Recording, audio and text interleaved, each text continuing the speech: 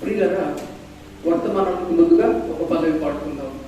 వర్తమానానికి ముందుగా ఒక పల్లవి పాడుకుందాం. మన ఆరంభ గీతంలో నుంచి 233వ పల్లవి. Promote. Sing unto the Lord. Chorus number 233. Chorus number 233. Seek ye first the kingdom of God and His righteousness,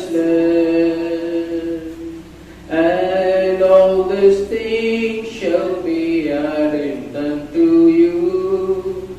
Hallelujah, hallelujah,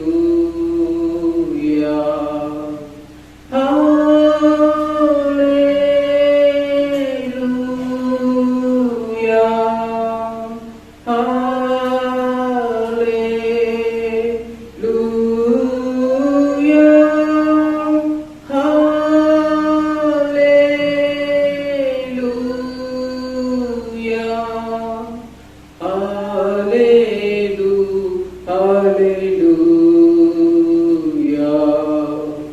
men shall not live by bread alone, but by every word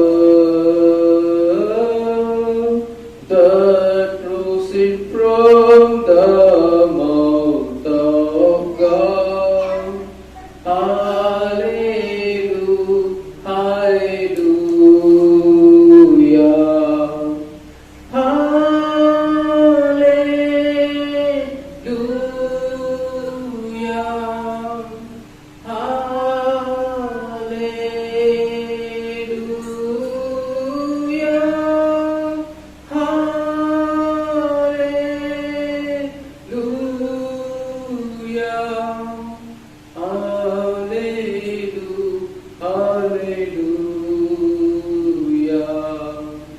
Ask and it shall be given unto you.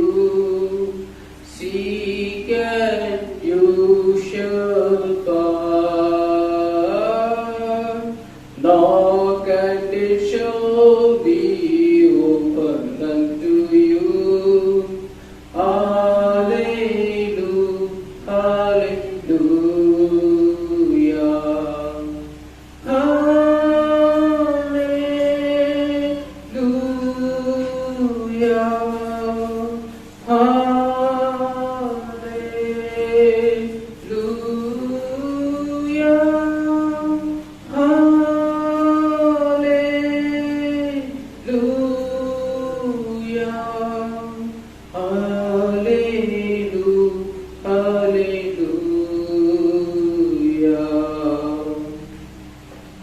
ఇదే కోరస్ని పల్లవిని తెలుగులో పాడుకుందాం.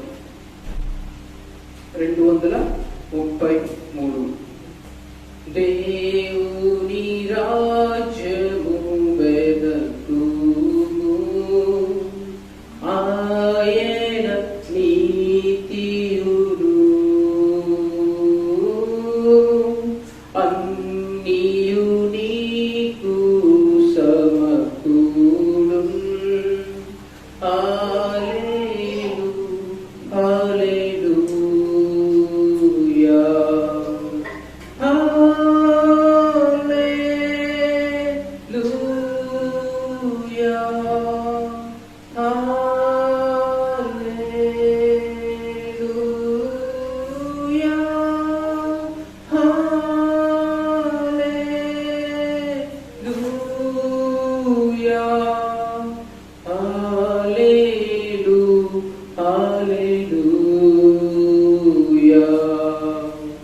మనుష్యుడు రోటే వలని కాక దేవుని వాక్కుచే బ్రతుకులు నిత్యం ఇది సత్యం. హల్లెలూయా, హల్లెలూయా,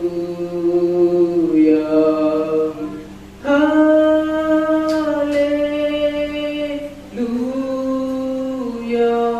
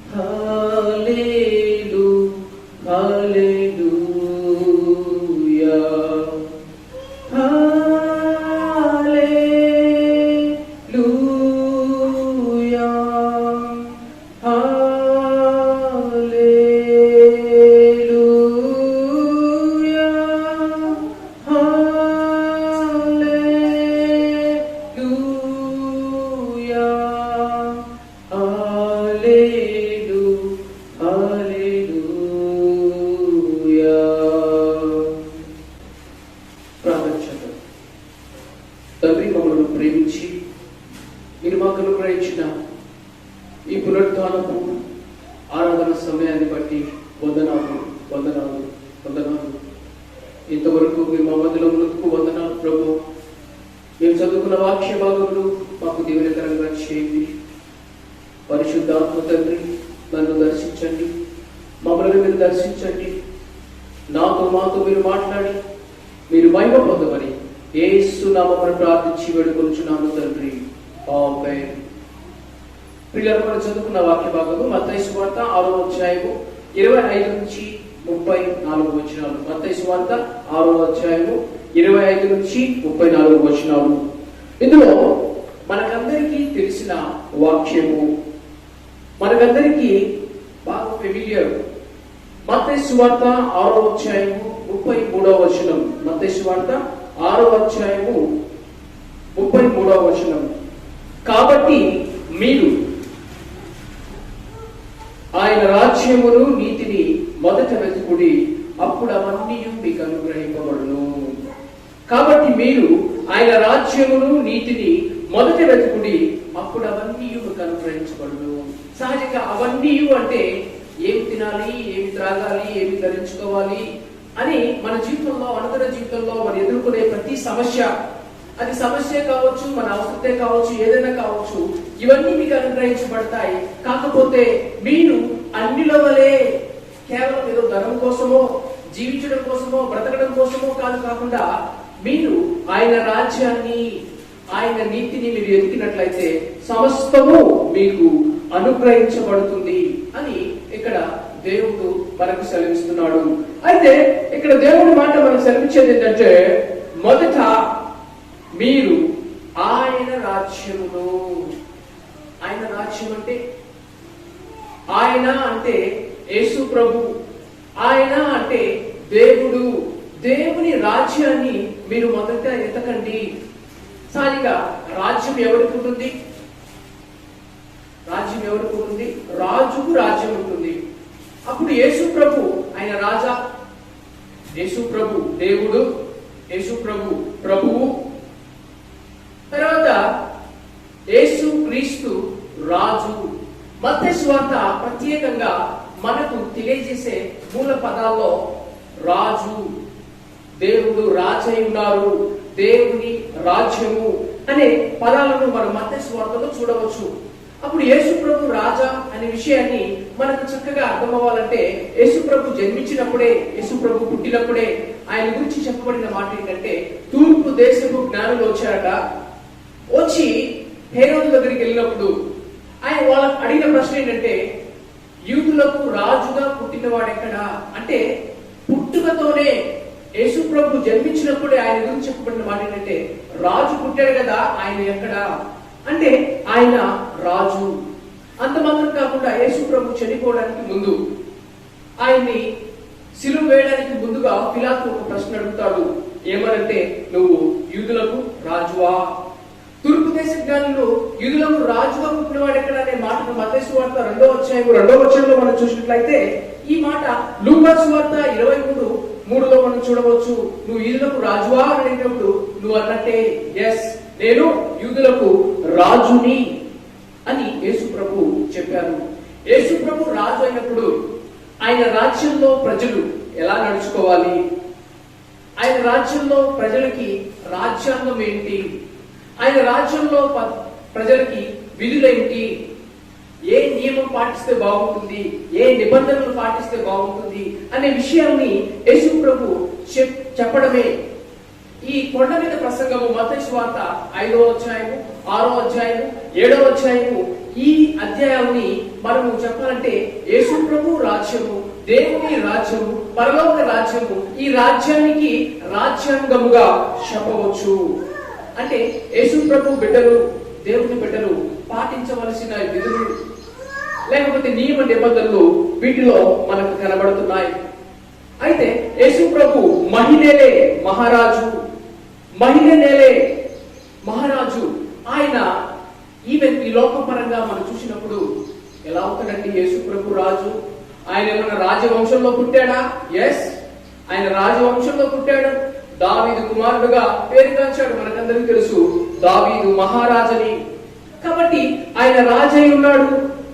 అయితే ఆయన ఉద్దేశము, ఆయన రాజ్య స్థాపన ఉద్దేశం ఏదో కొంతకాలము, ఒక తరము, 100 సంవత్సరాలు, 1000 సంవత్సరాలు, లేకపోతే ఈ ప్రాంతంలోనో, ఈ దేశంలోనో, ఫలానా దేశంలోనో, ఫలానా ప్రాంతంలోనో, ఫలానా ఖండంలోనో కాకుండా ఆయన రాజ్యం ఎక్కడ ఉంటుంది? ఆయన వచ్చిన ఉద్దేశం ఏంటంటే నిత్య రాజ్య స్థాపనకై. ఆయన రాజ్యం ఏదో కొంతకాలం ఉండి పోయే రాజ్యం కాదు. ఆయన రాజ్యం ఏంటంటే నిత్య రాజ్యం, నిత్యము ఈ భూమి ఉన్నంత కాలం ఆయన రాజ్యం ఉంటుంది. కాబట్టి యేసు ప్రభు యొక్క ఉద్దేశము ఆయన రాజ్యము అంతము లేనిదై ఉండును. ఎవరు కూడా ఆయన రాజ్యాన్ని అంతము చేయలేరు. మహామహులే వచ్చారు యేసు ప్రభు రాజ్యాన్ని లేకుండా చేయాలని చెప్పి. అనేక దేశాల్లో పలు రకాలుగా బలవంతులు, శూరులు, యుద్ధ వీరులు వచ్చారు. కానీ ఎవరి వలన కాలేదు, చేత కాదు. ఎందుకని? ఆయన రాజ్యము నిత్యం ఉండే రాజ్యము. అయితే ఆయన రాజ్యంలో ఎవరుంటారంటే ఎవరైతే ఆయన యందు విశ్వాసం ఉంచుతారో, ఎవరైతే యేసు ప్రభు యొక్క మరణ పునరుత్థానాన్ని విశ్వసిస్తారో, ఎవరైతే యేసు ప్రభునందు విశ్వసిస్తారో వారే ఆయన రాజ్యంలో పాలిభాగస్తులుగా ఉంటారు. మరొక మాటలు చెప్పాలంటే ఆయన రాజ్యము దేవుని రాజ్యము, పరలోక రాజ్యము. బైబిల్ మనకు చెప్పేది ఏంటంటే మన పౌరస్థితి పరలోకమందున్నది. మన పౌరస్థితి ఎక్కడ ఉంది? పరలోకమందున్నది. సహజంగా ఈ లోకంలో మనం చూసినట్లయితే ఏదైనా ఒక జీవితంలో, ఏదైనా లేకపోతే ఏ రంగంలోనైనా, ఏదైనా పనిలోనైనా ఒక విజయమును సాధించాలంటే, లేకపోతే జయమును సాధించాలంటే ప్రత్యేకమైన నియమ నిబంధనలను పాటించవలసి ఉంటుంది తప్పనిసరిగా. నిన్నటి దినాన అక్కడ నారాయణ స్కూల్కి వెళ్ళినప్పుడు అక్కడ ఆ స్కూల్లో నారాయణ గ్రూప్ ఆఫ్ ఫౌండేషన్ రాయబడి ఉంది. అయితే ఒక చోట చూశాను, సత్యమేవ జయతే. సత్యమేవ జయతే మనకందరికీ తెలుసు కదా, సత్యము జయిస్తుంది. కానీ ఒక చోట నాకు కనబడిన మాట ఏంటంటే శ్రమమేవ జయతే. శ్రమమేవ జయతే అంటే నువ్వు శ్రమిస్తే జయము నీదే, నువ్వు కష్టపడితే జయము నీదే. అంటే ఏదో ఒక నియమం, శ్రమిస్తే జయము నాదే అని వాళ్ళు నమ్ముతారు. కాబట్టి శ్రమిస్తే మనం శ్రమపడి కష్టపడి ముందుకెళ్తే మనమే జయిస్తామని నియమ ప్రకారం వారు ముందుకెళ్తున్నట్టుగా నేను చూడగలిగాను. ఎందుకంటే ఏ ఉద్యోగంలో అయినా సరే, కుటుంబ జీవితం అయినా సరే, ఒక విద్యార్థి అయినా సరే, అది వ్యాపారమైనా సరే, ఖచ్చితంగా ఏదో ఒక నియమాన్ని పాటించాలి. అదేవిధంగా ఒక విశ్వాసులుగా లేక దేవుని బిడ్డలుగా, దైవ సేవకులుగైనా సరే మన జీవితంలో ఒక నియమం ఉంది. ఆ నియమం ప్రకారం మనం వెళ్ళకపోతే విజయం మనకు దక్కదు. అందుకనే బైబిల్లో అపోస్తలుడైన పౌలు తిమోతి, దైవ సేవకుడైన తిమోతితో మాట్లాడుతూ, మనము నియమ ప్రకారం పోరాడుకుంటే మనకు జయం రాదు. మనకంటూ ఒక నియమం కావాలి. ఆ నియమ ప్రకారం మనం పోరాడితే కిరీటాన్ని పొందుకుంటామని, విజయాన్ని సాధిస్తామని ఆయన చెప్పడాన్ని మనం చూస్తాము. కాబట్టి మన క్రైస్తవ జీవితంలో మనం విజయం సాధించాలంటే యేసు ప్రభు మనకంటూ ఒక నియమాన్ని, మనం కూడా ఈ లోకస్తుల్లాగా అన్యుల్లాగా ప్రతి విషయానికి చింతపడిపోయి, దుఃఖపడిపోయి, బాధపడిపోయి, అయ్యో రేపేమవుతుందో, లేకపోతే రేపు ఏమో తినడానికి ఉందా, తాగడానికి ఉందా, ధరించుకోవడానికి ఉందా అని భయపడిపోకుండా ఉండడానికి ఈ నియమం మీరు పాటిస్తే మంచిది. లేఖనానుసారమైన నియమము. ఆ నియమం ఏంటంటే మొదట దేవుని రాజ్యాన్ని, మొదట ఆయన నీతిని మీరు వెతుకుడి, అప్పుడు అవన్నీ మీకు అనుగ్రహించబడతాయి. అవును పిల్లల బైబిల్ మనకు చెప్పేది అంటే, అయితే ఏ విధంగా మనం దేవుని రాజ్యాన్ని వెతుకుతున్నట్టుగా మనం ప్రూవ్ చేయగలము, రుజువు చేయగలము? బైబిల్ చెప్పింది అంటే, నన్ను ప్రేమించు వారిని నేను ప్రేమించుచున్నాను. మనకు దేవుడిని ప్రేమించడం ద్వారా మన యొక్క దేవుడిని వెతికే విధానాన్ని, ఏదైనా వస్తువును మనం ప్రేమిస్తే వాటి కోసం వెతకడానికి ఇష్టపడతాం, విలువగా ఎంచితే వెతకడానికి ఇష్టపడతాం. విలువగా ఎంచలేదు అనుకో, ₹1 పడిపోతే వెతకడానికి ఇష్టపడతాం. ఎందుకని? రూపాయిని విలువగా ఎంచుతాం కాబట్టి. కానీ దేవుడు ఏం చెప్పారంటే, ఇదే అధ్యాయంలో మనం చూడవచ్చు, మత్తయి సువార్త 6వ అధ్యాయంలో, సిరికును దేవునికి మీరు దాసులుగా ఉండలేరు. అంటే మీరు ఎక్కువగా ధనాన్ని ప్రేమించి నేను దేవుడిని ప్రేమిస్తానంటే నాకు దాసునిగా మీరు ఉండలేరు. ఎవరో ఒకరు నీకు యజమానిగా ఉంటారు. అంటే ఎవరో ఒకరు నీకు విలువగా ఉండాలి. ధనము కంటే నీ దేవుడు నీకు విలువగా ఉండాలి, లేదంటే ధనమే నీకు విలువగా ఉండాలి. అంటే ఎవరో ఒకరి యజమాని ఉండాలి. ఇద్దరు యజమానులకి నువ్వు దాసుడిగా ఉండడానికి వీలు లేదు. అయితే ఎవరైతే నీకు యజమానిగా ఉంటారో, ఎవరైతే నువ్వు విలువగా పెంచుతావో వారి విషయం మీరు ఏం చేయాలట? ఎతకాలట. జాగ్రత్తగా ఎత్తుకువారు నన్ను కనుగొందురు. మన దేవుణ్ణి జాగ్రత్తగా వెతికితే మనం ఆయన్ని కనుగొంటామట. అయితే మొదట ఆయన రాజ్యాన్ని, ఆయన నీతిని ఎప్పుడు ఎత్తాలి? మొదటిగా సహజంగా స్త్రీల పాత్ర ఉదయకాలంలో మనం చూసినట్లయితే పొద్దున్నే లేవంగానే చాలా ప్రాముఖ్యమైన విషయము స్త్రీలకు ఏముంటది? నా పిల్లల్ని నేను స్కూల్ పంపించాలి, లేకపోతే నా భర్తకు ఉద్యోగాన్ని పంపించాలి, లేకపోతే వంట పని చేసుకోవాలి, ఇంటి పని చేసుకోవాలి, తర్వాత దేవుడిని వెతుకోవచ్చు, తర్వాత నిదానంగా కూర్చొని నేను బైబిల్ చదవచ్చు అనే శోధన ఖచ్చితంగా వస్తుంది. అంటే మొదట దేవుడిని కాకుండా ఆ దేవుని కంటే విలువైన నాకు ఉన్నాయే, వాటిని చూసుకున్న తర్వాత నేను చూడవచ్చు అనే శోధనను ఇంట్లో ఎదుర్కొనే అవకాశం ఉంది. అలాగని పనులన్నీ అయిపోయిన తర్వాత కూర్చొని ప్రార్థన చేయడం తప్ప అంటే తప్పు కాదు. కానీ మన ప్రయారిటీ మొదటిగా మనం ఎవరిని వెతుకుతున్నాము, మొదటిగా మనం ఎవరిని ప్రేమిస్తున్నాము అనేది మాత్రము అక్కడ మాత్రము మనకు పరీక్షించబడే అవకాశం అనేది ఉంది. బైబిల్ చెప్పింది అంటే గుణవతి అయిన భార్య గురించి మనము సామెతల గ్రంథము 31వ అధ్యాయంలో చూడవచ్చు. ఆమె ఏం చేసిందట? చీకటితోనే లేచి తన ఇంటి వారికి భోజనం సిద్ధపరచును. అంటే మొట్టమొదట లేచింది ఎవరంటే పొద్దున్నే స్త్రీ. సామెతల గ్రంథం 31:15 వచనం 18వ వచనంలో చూడవచ్చు. అంత మాత్రం కాకుండా రాత్రి వేళ ఆమె యొక్క దీపము ఆరిపోదు అని అంటే, అందరికంటే నైట్ అందరూ పడుకున్న తర్వాత పడుకునే వాళ్ళు ఎవరంటే స్త్రీయే. అందుకని భక్తులు ఏమని చెప్తారంటే, దేవుని బిడ్డలు, కుటుంబంలో ఏ కుటుంబంలోనైతే ఆఖరిగా పడుకునే వాళ్ళు స్త్రీ, అందరికంటే ముందుగా లేచేవారు స్త్రీ, ఏ కుటుంబాలు అయితే ఆ స్త్రీలు అలా ఉంటారో ఆ కుటుంబాలు ఆశీర్వదించబడతాయి, ఆ కుటుంబాలు దీవించబడతాయి, ఆ కుటుంబాలు చక్కపరచబడతాయి. అయితే మన మొట్టమొదటి ప్రాముఖ్యత, మొట్టమొదటి ప్రాధాన్యత మనం ఎవరికి ఇస్తున్నాము? సహజంగా మనం దేవుని బిడ్డలు అడిగినట్లయితే, మీరు మొదటిగా ప్రాధాన్యత ఎవరికి ఇస్తారండి? మీరు ఎక్కువగా ఎవరిని ప్రేమిస్తారండి? అదేంటండి, నేను దేవుని బిడ్డలండి, నేను విశ్వాసినండి, నేను దేవుణ్ణే ప్రేమిస్తాను, నేను మొదటి ప్రాధాన్యత దేవునికే ఇస్తాను అని అంటాము.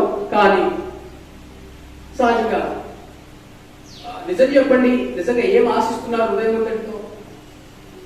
నాకు ఆశ ఏంటంటే మంచి జాబ్ కావాలి, నా పిల్లల్ని పోషించాలి అని మన హృదయ లోతుల్లో ఉండే మనసు. దేవుణ్ణి ఎత్తికితే ఉంటుందండి, పొద్దున్నే జాబ్ కావాలి, నేను జాబ్ ఎతకాలి. బహుశా మనం అలా వెతుకుతూ పోతే అలసిపోయి సొలసిపోయి సొమ్మసిల్లిపోయే అవకాశం కూడా ఉంది. కానీ దేవుడు చెప్తున్నాడు, నీకు జాబ్ కావాలని నాకు తెలుసు. ఒకవేళ నీ తండ్రి ఉన్నాడు అనుకో, ఇంట్లో తండ్రికి పిల్లలు ఉన్నారు అనుకో, తండ్రి పిల్లలకి ఏం చెప్తాడు? నీకెందుకు ఆ బాధ? నీ బాధ ఎందుకు నేను చూసుకున్నాను, ఫస్ట్ నేను కావాలి నీకు, నేనుంటే నీకు సమస్తం ఉంటుంది. కాబట్టి మన తండ్రి ఆయన పరలోకపు తండ్రి ఆయన, ఆయన మనకు రాజు, ఆయన రాజ్యంలో ప్రజలమైన మనను ఏం కావాలో ఆయనకు తెలియదా? ఈ లోకపరంగా రాజులుగా ఉండేవాళ్ళు, ఈ లోకపరంగా అధికారులు ఉండేవాళ్ళు నా గురించి తప్పుగా ఎవరు అనుకోకూడదు, నా రాజ్యంలో ఎవరు లేమి కలిగి ఉండకూడదు, నా రాజ్యంలో ఎవరు ఆకలితో దప్పికతో ఉండకూడదు అని ఆశిస్తారు. అలాంటిది అంత గొప్ప దేవుడు, సర్వమును సృష్టించిన దేవుడు ఆయన రాజ్యంలో పాలిభాగస్తుడిగా, ఆయన పరలోక రాజ్య పౌరుడిగా నువ్వు ఉన్నప్పుడు నీకు లేవ ఏమైనా ఉంటుందా? ఏమీ ఉండదు కదా. కాబట్టి మనము ఎవరిని విలువగా ఎంచుతామో వారిని మనము ప్రేమిస్తాము. కాబట్టి కొన్నిసార్లు మనం ఏంటంటే చదువుకి ఎక్కువ ప్రాధాన్యత ఇవ్వచ్చు, జాబ్కి మనం ఎక్కువ ప్రాధాన్యత ఇవ్వచ్చు, లేదంటే అవును దేవుని రాజ్యాన్ని, దేవుని పరలోక రాజ్యాన్ని ఎందుకు మేము అంత ప్రాధాన్యత ఇవ్వాలండి? ఇస్తే ఏముంటుంది? అసలు మనం ఇవ్వడానికి గల కారణం ఏంటి అనే విషయాన్ని మనం చూసినట్లయితే మత్తయి సువార్త 13వ అధ్యాయము 44వ వచనం. మత్తయి సువార్త 13:44. Matthew chapter 30 verse 44. పరలోక రాజ్యము పొలములో దాచబడిన ధనమును పోలి ఉన్నది. ఒక మనుషుడు దాన్ని కనుగొని దాచిపెట్టి అది దొరికిన సంతోషముతో వెళ్ళి తనకు కలిగినంతయు అమ్మి ఆ పొలమును కొనును. ఇక్కడ పరలోక రాజ్యము పొలములో దాచబడిన ధనమును పోలి ఉన్నది. ఒక పొలముదట, ఆ పొలములో దాచబడిన ధనము. ఇక్కడ దేవుడు చెప్తున్నాడు పరలోక రాజ్యం అనేది పొలంలో దాచబడిన ధనమును పోలి ఉన్నది. ఒక మనుషుడు దాన్ని కనుగొని, అంటే ఆ దాచబడిన ధనం ఎక్కడుందో అది కనుగొని అది దొరికిన సంతోషంతో వెళ్ళి తనకు కలిగినంతయు అమ్మి ఆ పొలమును కొను. అంటే దేవుడి రాజ్యం అనేది ఒక ధనము, ఒక ధన నిధి. ఆ నిధిని పొందుకోవడానికి నాకున్న సమస్తము నేను అమ్మి వేసినా పర్లేదు, అని నాకు అది కావాలి. ఎలా వెతకాలి? దేవుడి రాజ్యము ఏదో మనము ఎంత విలువనిస్తామో అంత విలువను పొందుకుంటాము. ఇక్కడ దేవుడు చెప్పేది ఏంటంటే అది దొరికిన సంతోషముతో వెళ్ళి తనకు కలిగినదంతయు అమ్మి ఆ పొలమును కొనును. ఎందుకని ఆ పొలం ఎవరు? ఆ పొలం యేసు ప్రభు. ఆ దాచబడిన ధనం ఎవరు? యేసు ప్రభు. యేసు ప్రభు నాకు కావాలి. ఎందుకంటే ఆయనలోనే సమస్తం ఉంది. ఆయనే సమస్తమునకు ఆధారభూతుడు. ఏదైనా కంటికి కనబడుతున్న విలువైన ఏదైనా ఉందంటే ఆయన లేకుండా కలిగి ఉన్నదంటే ఏమీ లేదు. కాబట్టి నాకు ఆయన కావాలి అని మనము ఆశించాలి. లేకపోతే ఆయన్నే నేను ప్రేమిస్తున్నాను అని చెప్పే మనము క్రియ రూపంలో నిజముగా మనం ఆయన్ని వెతుకుతున్నామా? నిజముగా మనం ఆయన్ని ప్రేమిస్తున్నామా? నిజంగా మనం ధననిధి ఆయనేనా అని మనము పరీక్షించుకోవాలి. రోమిలకు రాసిన పత్రిక 14వ అధ్యాయము 17వ వచనం.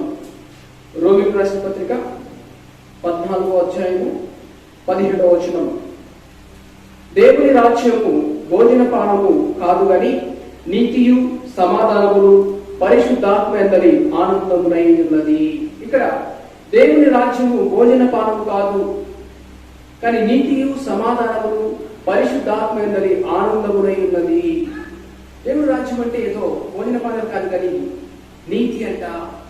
అందులో ఉండే నీతి, సమాధానము, పరిశుద్ధాత్మ ఎందరి ఆనందము. అంటే దేవుని ఆత్మ ఎందరి ఆనందము, సంతోషము, సమాధానము. అయితే మారు మనసు పొందిన వారు ఇది గ్రహిస్తారు. అంటే నీతి అంటే ఏంటి, సమాధానం అంటే ఏంటి, పరిశుద్ధాత్మ ఆనందం అంటే ఏంటో మనం గ్రహిస్తాము. అయితే మారు మనసు మనం పొందిన వారమైతే దేవుని రాజ్య సంబంధులమే. ఎందుకంటే పరలోక రాజ్యం సమీపించేది కనుక మారు మనసు పొంది దేవుని రాజ్యంలో మనం పొందుకోవాలంటే చేయాల్సిన కార్యం ఏంటంటే మారు మనసు పొందాలి. కాబట్టి మనం చూసినట్లయితే పాత నిబంధనలో కానీ కొత్త నిబంధనలో కానీ పాత నిబంధన భక్తులు కానీ చేసిన పని ఏంటంటే మొదటిగా వారు దేవుణ్ణి వెతికారు. అంటే దేవుడు రాజైనప్పుడు, రాజైన దేవుడిని మనం వెతికినప్పుడు ఆయన రాజ్యంలో మనం ఉంటాము. ఎందుకంటే రాజ్యము ఆయనదే. అందుకని రాజైన దావీదు ఏమనంటాడంటే యెహోవా ఉదయమందు నా కంఠస్వరము నీకు వినబడును, ఉదయమున నా ప్రార్థన నీ సన్నిధిని సిద్ధము చేసి కాచుకొని. దేవుని బిడ్డలుగా మనము మొదట ఆయన రాజ్యాన్ని వెతకాలి. అంటే మనం మొదట దేవుణ్ణి వెతకాలి. రాజైన దావీదు ఆయన ఇలా అంటాడు, ఏంటంటే యెహోవా ఉదయమున నా కంఠస్వరము నీకు వినబడును, ఉదయమున నా ప్రార్థన నీ సన్నిధి సిద్ధము చేసి కాచుకొని ఉన్నది. దావీదు రాజు, మహారాజు, ఆయనకు అనేకమైన పనులు ఉంటాయి. కానీ ఆయన మహారాజయుండి ఆయన పలుకుతున్న మాట ఏంటంటే కీర్తనలు 5వ అధ్యాయం 3వ వచనంలో, ఉదయాన్నే నా కంఠస్వరం మొదటిగా ఎవరికి వినబడుతుంది? నీకే. ఉదయాన్నే నా ప్రార్థన నీ సన్నిధికి వస్తుంది. అందుకనే ఆయన జీవితము జయకరముగాను ఆశీర్వాదకరంగాను మారడానికి గల కారణము. కాబట్టి మనము గొప్పవాళ్ళమవచ్చు, లేదా నీచులమవచ్చు, తక్కువ వారమే ఉండవచ్చు, మనకు పనుల పాట చాలా ఉండవచ్చు. కానీ మనం మొదటిగా ఎవరికి ప్రార్థన చేస్తున్నాము అనేది చాలా ప్రాముఖ్యమైన విషయము. సరే, మనం దేవుడిని ఎందుకు వెతకాలి? కొద్దిమంది ఏంటంటే, నేను దేవుణ్ణి వెతికితే సమస్తము అనుగ్రహించబడతాయని చెప్పారు కదా, కాబట్టి ఈరోజు ఎత్తుకుతాను, రేపు ఎత్తుకుతాను, ఎల్లుండి ఎత్తుకుతాను. ఏమి దొరకలేదనుకో, ప్రార్థన చేశారండి పొద్దునే లేచి, కానీ నాకేమి అనుగ్రహించబడలేదు అంటే కేవలం అనుగ్రహించబడడం కొరికే. ఏ తల్లి దగ్గరైనా సరే, తండ్రి దగ్గరైనా సరే, నేను బిస్కెట్ ఇస్తాను, నేను చాక్లెట్ ఇస్తానంటే నా కొడుకు నా దగ్గరికి వస్తాడు, నేను బిస్కెట్ ఇస్తానంటేనే నా కూతురు నా దగ్గరికి వస్తున్నానని తెలిసిపోయింది అనుకో, ఆ తల్లి తండ్రి ఆ కుమారుడిని కానీ ఆ కుమార్తె చూసి ఆనందిస్తారా? నాన్న నీ దగ్గరికి వస్తే ఆనందం ఉంటుంది. అమ్మా నీ ప్రేమతో దగ్గరికి వస్తే, అమ్మా నా కూతురు నా మీద ప్రేమతో వచ్చిందని ఆనందిస్తాము, సంతోషిస్తాము. కానీ కేవలం ఏదో ఇష్టమని వస్తే ఆ ప్రేమని ఏ తండ్రి కూడా అంగీకరించడు. కొన్నిసార్లు మానవులైన మన ప్రేమ దేవుని పట్ల ఎలా ఉంటుందంటే దొంగ ప్రేమ. అయితే హృదయ రహస్యాలు దేవునికి తెలుసు. మనుషులమైన మనం మోసపోవచ్చు, కానీ ఆయన లోపల చూసి దేవుడు కాబట్టి మనం ఆయన వెతికే విషయంలో ఏదో వస్తుంది నాకు అని ఎతకూడదు. అన్ని వస్తాయి ఆయన్నే వెతికితే, ఆయన్నే ప్రేమిస్తే. అయితే మన జీవితంలో అవన్నీ అనుగ్రహించబడును అని మాత్రం కాకుండా, మన జీవితంలో మనం ఎదుర్కొనే ప్రతి సమస్యను ఆయన మనతో ఉంటారు. మనం ఎదుర్కొనే ప్రతి పరిస్థితిలో దేవుడు మనకు తోడై ఉంటారు. అందుకనే ఆ దావీదు మహారాజు పలికిన మరొక మాట ఏంటంటే, సింహపు పిల్లలు లేమి గలవై, సింహపు పిల్లలు లేమి గలవై ఆకలి కొనినను యెహోవాను ఆశ్రయించు వారికి ఏ మేలు పొదువై ఉండదు. సింహం పిల్లలే ఆకలి కొనవచ్చు, కానీ దేవుని ఎతికే వారికి, యెహోవాను ఆశ్రయించువారు, those who seek the Lord, యేసు ప్రభుని ఎతుకు వారి గంట ఏ మేలు పొదువగా ఉండదు. అవుతున్నారా? మనము ఆయన్ని వెతికినట్లయితే మనము సంతృప్తి పరచబడతాము. ఇంకో భక్తుడు యెహోషువ, ఆయన ముందు అనేకమైన సవాళ్లు ఉన్నాయి. ఆయన ముందు ఎదుర్కోవాల్సిన సమస్యలు అనేకమైన ఉన్నప్పటికీ దేవుడు యెహోషువకు నేర్పించింది ఏంటంటే, పొద్దున్నే లేచి దేవుని దగ్గర, దేవుని సన్నిధిలో ప్రార్థన చేయడము. యెహోషువ అది నేర్చుకున్నాడు. అయ్యా, నాకు బుద్ధి కావాలి, నాకు జ్ఞానం కావాలి, నాకు తెలివి కావాలి, నేను ఎలా యుద్ధం చేస్తే జయించగలను అనేదట పొద్దున్నే లేచి దేవుడి దగ్గర ఆ యొక్క జ్ఞానము సంపాదించుకొని యోర్దాను దాటడానికి, ఎరికో గోడలు కూలిపోవడానికి కావలసిన జ్ఞానాన్ని, కావలసిన తెలివిని ఉదయకాలంలోనే యెహోషువ పొందుకున్నట్టుగా మనం బైబిల్లో యెహోషువ గ్రంథము 3వ అధ్యాయం 1వ వచనము, 6వ అధ్యాయం 12వ వచనంలో చూడవచ్చు. అయితే మొదట మనము దేవుని ఎతకడానికి గల మరొక కారణం ఏంటంటే, ఆయన మనల్ని ఎతుకుతున్నాడు. బైబిల్ మనకు చెప్పేది ఏంటంటే, మీరు దేవుని యొద్దకు రండి, అప్పుడు ఆయన మీ యొద్దకు వస్తాడు. మొదట మనము ఎవరి దగ్గరికి వెళ్ళాలి? దేవుని దగ్గరికి వెళ్తే దేవుడు మన యొద్దకు వస్తాడు. అయితే దేవుడిని మనం వెతకాలి. ఎందుకని? ఆయన ధననీతి, ఆయన యందు ఆశీర్వాదము. అయితే దేవుడు మనల్ని వెతుకుతాడట. ఎందుకని దేవుడు మనల్ని వెతుకుతాడు? మనమేమైనా విలువైన వారమా? మనమేమైనా గొప్పవారమా? కానీ మనల్ని దేవుడు విలువగా ఎంచుతారట. బైబిల్ మనకు సెలవించేది ఏంటంటే, నశించిన దానిని వెతికి రక్షించుటకు మనిషి కుమారుడు ప్రత్యక్షమాయుడు. నశించిన దానిని అంటే పాడైపోయిన దానిని, చెడిపోయిన వారిని దేవుడు వెతుక వస్తాడట.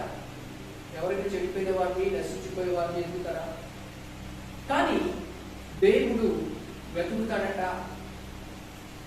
ఉదాహరణ, తప్పిపోయిన కుమారుడు. తప్పిపోయిన కుమారుడు అంటే దేవుని బిడ్డ, ఆల్రెడీ తండ్రితో బంధం కలిగిన వ్యక్తి, ఒక రకంగా చెప్పాలంటే విశ్వాసి. అయితే ఆ విశ్వాసి తండ్రిని కాకుండా లోకాన్ని ప్రేమించాడు, లోకంలో అనేకమైన వాటిని ప్రేమించాడు. చివరికి పందులతో సహవాసము చేసే పరిస్థితి ఏర్పడింది. కానీ బైబిల్ మనకు చెప్పేది ఏంటంటే, తనకు బుద్ధి వచ్చినప్పుడు, తనకు జ్ఞానం వచ్చినప్పుడట దేవుని దగ్గర, తండ్రి దగ్గర అలా చెప్పాలనుకున్నాడట. తండ్రి, నీకు వ్యతిరేకముగాను పరలోకములకు విరోధముగా నేను పాపం చేశాను అని చెప్పి తన పాపం ఒప్పుకోవడానికి, మారు మనసు పొందడానికి, పశ్చాత్తాపడడానికి ఇష్టపడినప్పుడు తండ్రి తన కోసం చూస్తా ఉన్నాడట.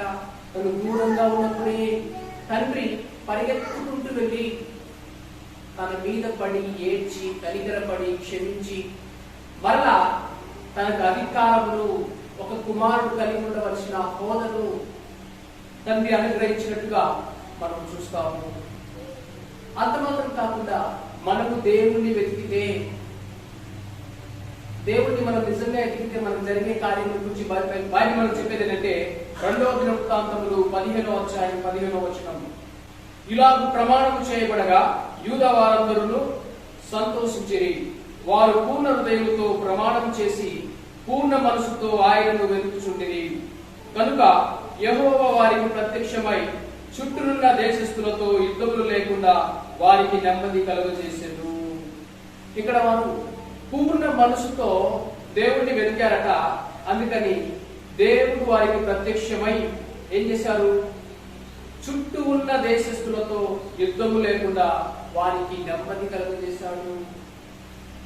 దేవుని ఎత్తడం వల్ల, పూర్ణ మనసు ఎత్తడం వల్ల జరిగిన కార్యం ఏంటంటే, వారు నెమ్మది పొందుతున్నారు. చుట్టూన్న వారితో యుద్ధములు లేకుండా దేవుడు చేశాడట. అంత మాత్రం కాకుండా బైబిల్ మనకు చెప్పేది ఏంటంటే, మొదటిగా మనం దేవుడిని వెతికితే, మొదటిగా దేవుడి స్థానాన్ని దేవుడికి మనం ఇస్తే, మనము దేవుడిని ప్రేమిస్తే జరిగే కార్యాల గురించి స్పష్టముగా ఒక చోట మనం చూడవచ్చు. మొదటి రాజుల గ్రంథము 17వ అధ్యాయము 8వ వచనం నుండి. మొదటి రాజుల గ్రంథము 17వ అధ్యాయము 8వ వచనం నుండి. అంతటా యెహోవా వాక్కు అతనికి ప్రత్యక్షమై ఇలాగు సెలవిచ్చెను, నీవు సీదోను పట్టణ సంబంధి అయిన సారెపాతోను ఊరికి పోయి అచ్చట ఉండుము. నిన్ను పోషించుటకు అచ్చటనున్న ఒక ఎదవరాలికి నేను సెలవిచ్చి తిని. అందుకు అతడు లేచి సారెపాతులకు పోయి పట్టణపు గౌని ఎద్దుకు రాగా ఒక విధవరాలు అచ్చట కట్టెలు ఏరుచుండెను. ఏరుచుంట చూచి ఆమెను పిలిచి త్రాగుటకై పాత్రతో కొంచెము నీళ్లు నాకు తీసుకుని రమ్మని ఏడుకొనెను. ఆమె నీళ్లు తేబోచుండగా అతడు ఆమెను పిలిచి, నాకు ఒక రొట్టె ముక్కను నీ చేతితో తీసుకొని రమ్మని చెప్పెను. అందుకు ఆమె, నీ దేవుడైన యెహోవా జీవము తోడు, తొట్టిలో పట్టెడు పిండియు బుడ్డిలో కొంచెము నూనెయు నా ఎదురున్నవే గాని అప్పం ఒకటైనను లేదు. మేము చావక ముందు నేను ఇంటికి పోయి వాటిని నాకు నా బిడ్డకు సిద్ధము చేసుకునవలనని కొన్ని పులలో ఏరుటకై వచ్చి తినను. అప్పుడు ఏలియా ఆమెతో ఇట్లనెను, భయపడవద్దు, పోయి నీవు చెప్పినట్లు చేయుము. అయితే అందులో నాకు ఒక చిన్న అప్పము మొదట చేసి నా యొద్దకు తీసుకొని రమ్ము. తర్వాత నీకును నీ బిడ్డకును అప్పములు చేసుకొనుము. భూమి మీద యెహోవా వర్షము కురిపించు వరకు ఆ తొట్టిలో ఉన్న పిండి తక్కువ కాదు, బుడ్డిలో ఉన్న నూనె అయిపోదని ఇశ్రాయేలుల దేవుడైన యెహోవా సెలవిచ్చుచున్నాడనెను. అంతటా ఆమె వెళ్ళి ఏలియా చెప్పిన మాట చొప్పున చేయగా అతడు ఆమె ఇంటి వారు అనేక దినములు భోజనం చేయించు వచ్చిరి. యెహోవా ఏలియా ద్వారా సెలవిచ్చిన ప్రకారము తొట్టిలో ఉన్న పిండి తక్కువ కాలేదు, బుడ్డిలో ఉన్న నూనె అయిపోలేదు. ఇక్కడ మనం చూసినట్లయితే సారెపాతు విధవరాల దగ్గర దేవుని సేవకుడు ఏలియా వచ్చి అడుగుతున్న ప్రశ్న, అక్కడ ఆమె తినడానికి లేదు, ఆమె బిడ్డకు తినడానికి లేదు, ఏమీ లేదు. ఏదో రొట్టె ముక్క వేసుకొని తినేసి చచ్చిపోదాం అనుకుంటుంది. మాకు లేదయా అని అంటే, ఇక్కడ దేవుని సేవకుడు ఆ విధవరాల దగ్గర దేవుడి యొక్క మాట ప్రకారం అక్కడ పంపించినప్పుడు ఆమెకు చెబుతున్న మాట ఏంటంటే, అమ్మ మొదట ఒక రొట్టె తీసుకొచ్చి నాకు ఇవ్వు, మొదటిగా నువ్వు చేసి పెట్టు. సహజంగా ఇక్కడ ఇది శోధన. నాకే తినడానికి లేదంటే నేను దేవుని సేవకుడికి ఇవ్వాలా? నాకే ఏమి లేదంటే నేను దేవుడికి ఇవ్వాలా? నాకే నా సమయం సరిపోవట్లేదు, నేను ఎగ్జామ్ చదవడానికి సరిపోవట్లేదు, నేను చేసే పనులకు సరిపోవట్లేదు, దేవునికి మళ్ళీ ఇంకో సమయమా, ప్రార్థనకు మరి ఇంకో సమయమా అని కొన్నిసార్లు దేవుని నిర్లక్ష్యం చేసి, బహుశా ఆమె దేవుని నిర్లక్ష్యం చేసి ఇక్కడ కష్టపడుతుంది. ఒక రకంగా చెప్పాలంటే తన బిడ్డ కోసము, తన కోసం తినడానికే కష్టపడుతుంది. తినడానికి ఏం చేస్తుందంట? కర్రలు ఏరుకుంటా ఉంది. ఈవెన్ చావడానికి ముందు కూడా కష్టపడుతూ కర్రలు ఏరుకుంటా ఉంది. అయితే అది ఏరుకొని వెళ్ళి తిని చచ్చిపోదాం అనుకుంటుంది. అమ్మ నువ్వు తిని చచ్చిపోవడం కాదు, ఫస్ట్ నాకు ఇవ్వు అని చెప్పినప్పుడు, నార్మల్ గా దేవుడు అంటే నమ్మకం లేని వారు, దేవుడు అంటే విశ్వాసం లేని వారు అంటే ఏం చేస్తారు? మాకే లేదనుకుంటే మళ్ళీ మీకు ఇవ్వడం ఏంటి అని అలా వదిలేయచ్చు. వదిలేయడం వల్ల ఎవరికి నష్టము? దేవుడు మనం కాదంటే ఎవరికి నష్టము? మనకే నష్టము. కానీ ఆ స్త్రీ దేవుని మాటకు విధేయత చూపించింది. తను విధేయత చూపించడం వల్ల తన కొడుకు బతకడం మాత్రం కాదు, తన కుటుంబం వారు, తన బంధుమిత్రులు అందరూ ఆశీర్వదించబడ్డారు. ఒక్క వ్యక్తి దేవుణ్ణి మొదట వెతికినప్పుడు. కాబట్టి మన జీవితాలు మనకు, మన కుటుంబానికి, ఇతరులకు, మన బంధుమిత్రులకు ఆశీర్వాదకరంగా మారాలంటే మనం చేయవలసిన పని ఏంటంటే, మొదటిగా దేవుని స్థానాన్ని దేవునికి ఇవ్వాలి. మొదటిగా మనం దేవుణ్ణి వెతకాలి. అది నమ్మితేనే కార్యాలు జరుగుతాయి. ఆ స్త్రీ నమ్మింది కాబట్టి దేవుడు కార్యం చేశారు. అంత మాత్రం కాదు, సామెతల గ్రంథము 3వ అధ్యాయము 9-10 వచనాలు. సామెతల గ్రంథము 3వ అధ్యాయము 9-10 వచనాలు. నీ రాబడి అంతటిలో ప్రథమ ఫలమును నీ ఆస్తిలో భాగమునిచ్చి యెహోవాను ఘనపరచుము. అప్పుడు నీ కోటలో ధాన్యము సమృద్ధిగా ఉండును, నీ గానులలో నుండి కొత్త ద్రాక్ష రసము పైకి పొరలిపారును. నీ ధాన్యంలో సమృద్ధి ఉంటుంది. నీ ఆస్తిలో ఏమిస్తావు? రాబడిలో ప్రథమ ఫలము. మొదటిగా దేవునికి ఇచ్చి చూడు, నీకు కావలసినంత సమృద్ధి ఉంటుంది అని దేవుడు చెబుతున్నాడు. కాబట్టి మనము మొదటిగా మనం ఆయన్ని వెతకాలి. యేసు ప్రభు తన శిష్యులతో ఈ మాటలు ఎందుకు చెప్పాడంటే, ఏ మనుషుడైనా ఈ లోకంలో డబ్బు సంపాదించడం కోసము, నేను డబ్బు సంపాదిస్తే నాకు కావాల్సింది, నా బిడ్డలకు కావాల్సింది అన్ని దొరుకుతాయి, కాబట్టి నేను ధనాన్ని సంపాదించాలి అనే ఉద్దేశంతో ముందుకు సాగుతూ ఉంటాడు.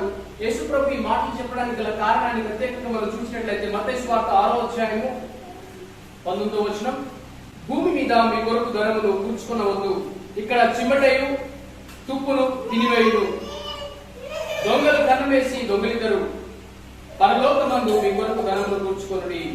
అచ్చట చిమ్మటైనను తుప్పైనను దాన్ని తినివేయదు, దొంగలు కన్నం వేసి దొంగిలిరు. నీ ధనం ఎక్కడ ఉండునో అక్కడనే నీ హృదయం ఉండును. ఇక్కడ దేవుడు చెప్తున్నాడు, ధనం మీద నీ హృదయాన్ని పెట్టుకోవద్దు. ఎందుకంటే నీ ధనం ఎక్కడ ఉంటే నీ హృదయం కూడా అక్కడే ఉంటుంది.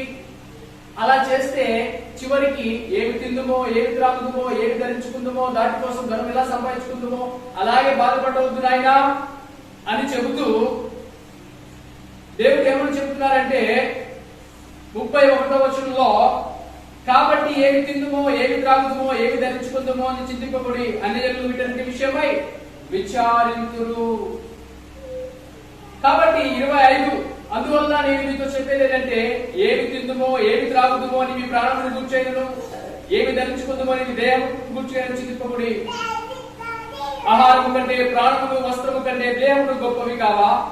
ఆకాశ పక్షులను చూడుడి, అవి ఇష్టము పోయవు, కోటల్లో కూర్చుకునవు, ఆయనను మీ పరలోకపు తండ్రి వాటిని పోషించుచున్నాడు. మీరు వాటికంటే బహు శ్రేష్ఠులు కారా? మీరు వాటికంటే బహు శ్రేష్ఠులు. మీరు చింతించొద్దు, మీకేం కావాలో మీ తండ్రికి తెలుసు. కాబట్టి మొదటిగా ఆయన రాజ్యాన్ని వెతకండి అని దేవుడు చెబుతున్నాడు. పాత నిబంధనలో మనం చూసినట్లయితే, పాత నిబంధనలో ప్రజలు దేవుని రాజ్యం కొరకు ఎదురు చూశారు. ఆయన రాజ్యమును గూర్చి ఆనాటి ప్రజలు అనుకున్నారు ఏంటంటే, మనకు రాజు వస్తారు, యేసు ప్రభు వస్తారు, శత్రువుల యొక్క శక్తి నుండి మమ్మల్ని విడిపిస్తారు. కానీ యేసు ప్రభు యొక్క రాజ్యము ఏదో రాజకీయపరమైన రాజ్యము కాకుండా ఆత్మానుసారమైన రాజ్యమై ఉన్నది. ఆయన రాజ్యం గురించి చెప్పుకుంటున్న మాట ఏంటంటే, జకర్యా గ్రంథము 9వ అధ్యాయము 9-10 వచనాలు. జకర్యా గ్రంథము 9వ అధ్యాయము 9-10 వచనాలు. సియోను నివాసులారా బహుగా సంతోషించుడి, యెరూషలేము నివాసులారా ఉల్లాసముగా ఉండుడి. నీ రాజు నీతిపరుడును, రక్షగలవాడును, దీనుడునై గాడిద పిల్లలు ఎక్కి నీ యొద్దకు వచ్చుచున్నాడు. ఎఫ్రాయిములో రథములు లేకుండా నేను చేసేదను, యెరూషలేములో గుర్రములు లేకుండా చేసేదను, యుద్ధములు విల్లు లేకుండా చేసేదను. నీ రాజు సమాధాన వార్త అన్యజనులకు తెలియబడును. సముద్రము నుండి సముద్రం వరకు, యూఫ్రటీసు నది మొదలుకొని భూమి గంతముల వరకు అతడు ఏలును.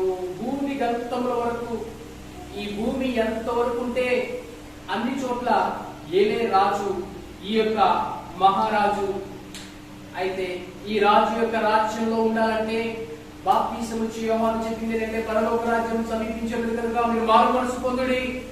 యేసు ప్రభు పలికిన మాట ఏంటంటే, పరలోక రాజ్యం సమీపించేది కనుక మారు మనసు పొందుడి అంటే మన పాపమును గురించి పశ్చాత్తాపడి పాప క్షమాపణ నిమిత్తము మనము మన పాపములు ఒప్పుకొని సరి చేసుకొని ఆయన రక్తంలో గడుపుకున్నప్పుడు ఆయన మనల్ని క్షమించి శుద్ధీకరించి ఆయన బిడ్డలుగా, ఆయనను విశ్వసించే వారిగా, విశ్వాసులుగా దేవుడు మనల్ని మారుస్తారు. కాబట్టి వారి పాపమును ఒప్పుకొనుచు బాప్తిసం పొందిన విషయాన్ని మనం బాప్తిసం ఇచ్చి యోహాను పరలోక రాజ్యం సమీపించినందుగా మారు మనసు పొందని చెప్పిన చోట మనము చూడవచ్చు. అందుకని ఆయన రాజ్యం ఏదో ఇక్కడ ఉంది అక్కడ ఉందంటే నమ్మాల్సిన అవసరం లేదు. ఎవరైతే ఎందరైతే యేసు ప్రభు వారి యొక్క హృదయాన్ని ఏరడానికి, వారి హృదయంలో ఉండడానికి ఇష్టపడతారో వారందరినీ ఆయన ఏలుతాడు. కాబట్టి ఏదో శరీరానుసారమైన రాజ్యం కాదు, అలాగని ఆయన రాజ్యం తాత్కాలికమైనది కాదు, కానీ ఆయన రాజ్యము శాశ్వత రాజ్యము. ఈ లోక రాజ్యము, ఈ లోక రాజ్యాలన్నీ కూడా ఆయనవే అయితే అవుతాయంట ఒకరోజు. బైబిల్ మనం చెప్పేది ఏంటంటే, యుగ యుగముల వరకు ఆయన ఏలునని ప్రకటన గ్రంథం 11వ అధ్యాయం 15వ వచనంలో మనం చూడవచ్చు. ప్రకటన గ్రంథము 11వ అధ్యాయము 15వ వచనం. 7వ దూత బూర ఊదినప్పుడు పరలోకంలో గొప్ప శబ్దము పుట్టెను.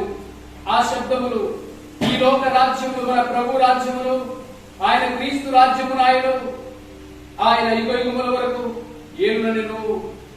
మన ప్రభు రాజ్యము, ఈ లోక రాజ్యము మన ప్రభు రాజ్యములు, ఆయన క్రీస్తు రాజ్యమును ఆయన. కాబట్టి ఈ లోక రాజ్యాలన్నీ మన దేశ ప్రభు రాజ్యాలుగా మారే రోజు వస్తుంది.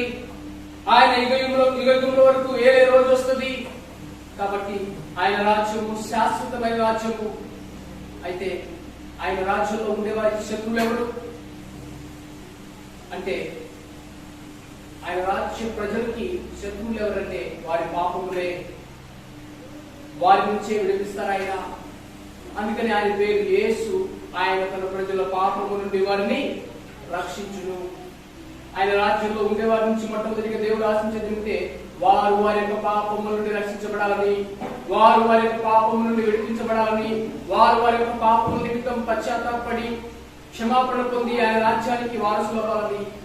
అయితే ఆయన రాజ్యంలో ఆల్రెడీ వారసులుగా మారిన మనము, లేకపోతే ఇంకను ఆయన రాజ్యంలో పాలి భాగస్తులుగా వారసులుగా ఉండని వారికి దేవుడు చెప్పేది ఏంటంటే, మీరు మీ పాపము నిమిత్తమై పశ్చాత్తాపడి మీ పాపములు ఒప్పుకొని సరి చేసుకొని పాప క్షమాపణ నిమిత్తమై ఆయన రక్తము ద్వారా కడగబడి శుద్ధీకరించబడినప్పుడు ఆయన పాపములను క్షమించి పవిత్రులుగా మార్చి ఆయన బిడ్డలుగా ఆయన విశ్వసించే వారిగా ఆయన మన హృదయాన్ని ఏలే ఆయనగా ఉండి ఆయన రాజ్యంలో ఈ లోకంలో మాత్రం కాదు రాబో లోకం కొరకు సిద్ధపరుస్తాడు.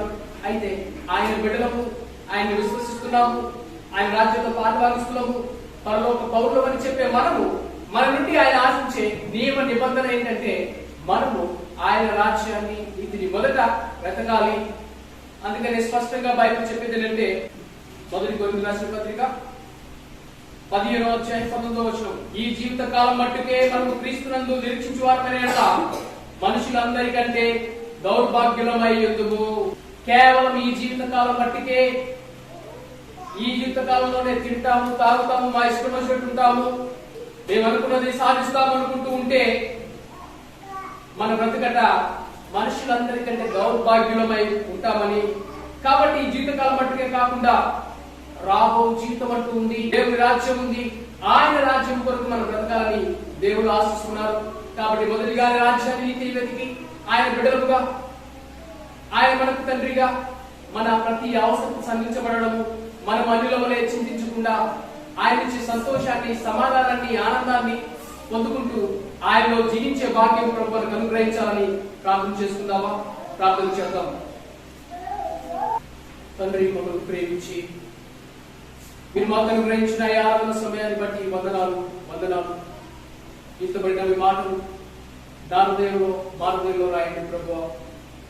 తండ్రి, నీ నియమం పాటించి నీ బిడ్డలుగా జయ జీవితంలో జీవించడానికి సహాయం చేయమని ఎందరైతే నాయన ఈ మాటలు విని విశ్వసించి నమ్మి నిన్ను వెతకడానికి, ప్రేమించడానికి, ప్రార్థించడానికి, మొదటి స్థానాన్ని ఇవ్వడానికి ఇష్టపడుతున్నారు, ప్రతి ఒక్కరిని మీరు దీవించమని, ప్రతి ఒక్కరు వారి యొక్క సమస్యను అనుగ్రహించబడడం చూడడానికి సహాయం చేయమని యేసు నామములో ప్రార్థించి వేడుకొంచున్నాము తండ్రి.